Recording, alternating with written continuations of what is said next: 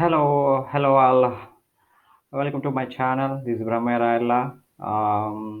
This video is a continuation to the previous video uh, on how to develop an end-to-end application using Spring Boot. Where so the pom.xml.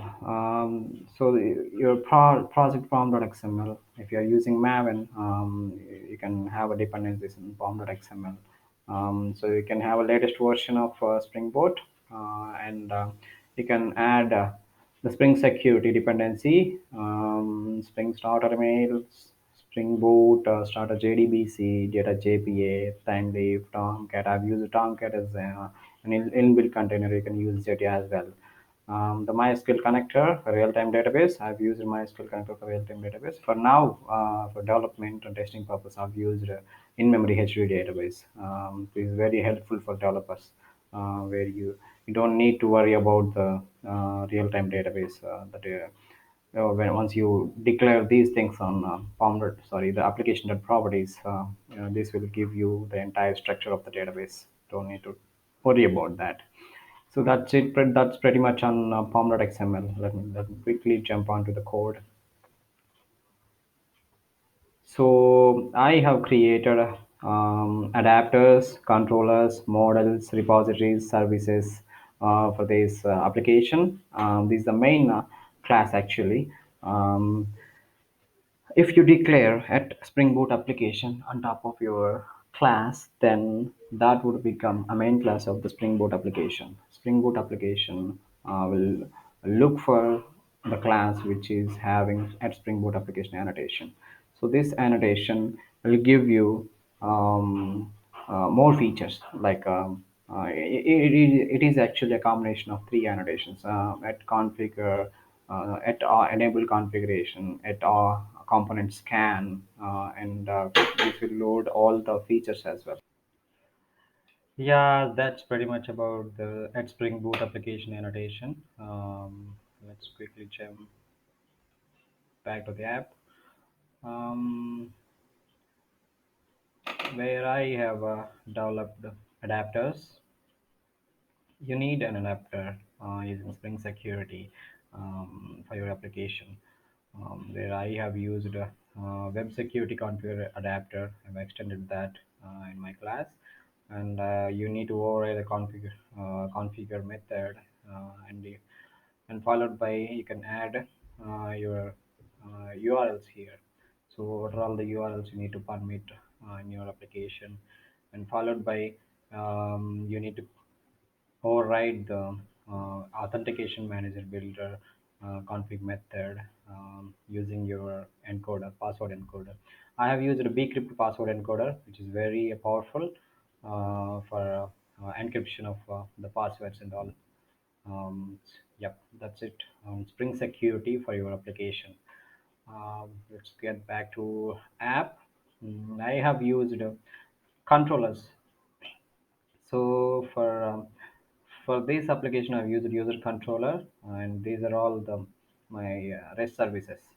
So I have created login, user list, there's a group ID, and in user registration, and the work related submission related REST services as well here, and you can reset your password as well, and you can delete the user, you can activate the user.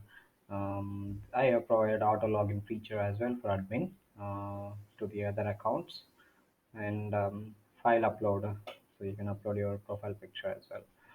So these are all my REST services. You can directly jump on. Let me quickly give you an overview on how to traverse from one class to another class. GitHub is actually providing that feature. So here I have used a user service. So this is the method that I've been calling from this user service. So once you click on this get user in, it will give you the implementation, and it will traverse to the actual class. See here. So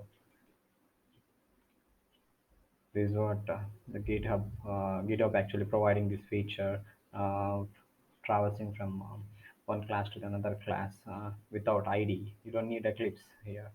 Just you can directly traverse here. So this is the implementation of that method actually.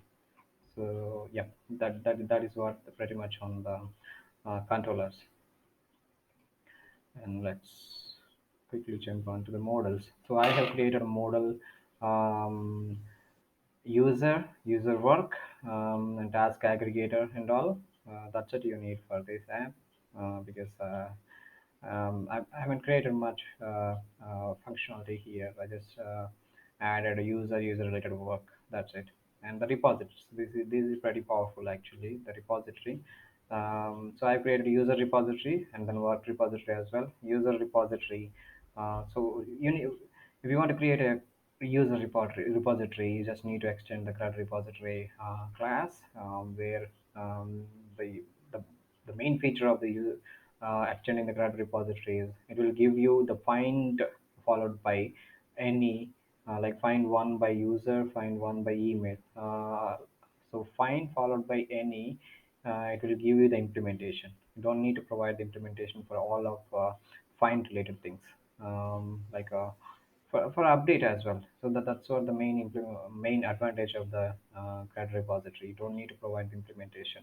You just need to have um, a syntax of signature of the method. That's it. So this is the find one by username. You just need to pass the username. That's it. That will give you the user. And find one by email. In similar way, find one by username or email. Find one by token. Find all group names. Once you pass the group name, it will give you a list of users with that group. And you can update the user as well. You just need to pass the parameters. That's it. And at query gives you the actual query. You can pass the actual query here to update the user as well. You don't need any implementation here. And you need at modifying annotation followed by transactional, and then at query annotation. That's it. You don't need any more. Mm, so that's it from the user repository. And the similar way you can create the work repository as well. So I have created a work repository here, and to get the task count, and the hours related submission count, and then task info. And this is how it looks like the method name. So you have to come up with your own method name to describe or to get the records. Like here, I just want to get the top 10 posts, order by current date, descending order. So that's how I created a method name here. Find top 10 by username, order by current date, descending order. So that will give you the entire implementation. You don't need to specify the implementation here. So that will give you the username related user work, top 10 user work, by ordering the current date in descending order. That's it. Let me quickly go back to the app. And I've created services as well. If you want services in between your controller and repository, then you can add your service here, um, using at service annotation. So there's a lot of waiting, right? You don't need to mention uh, anywhere. So you just need at service annotation. So the Spring will take care of these things like creating the objects and entire things. So if you wanna, if you can skip this thing as well.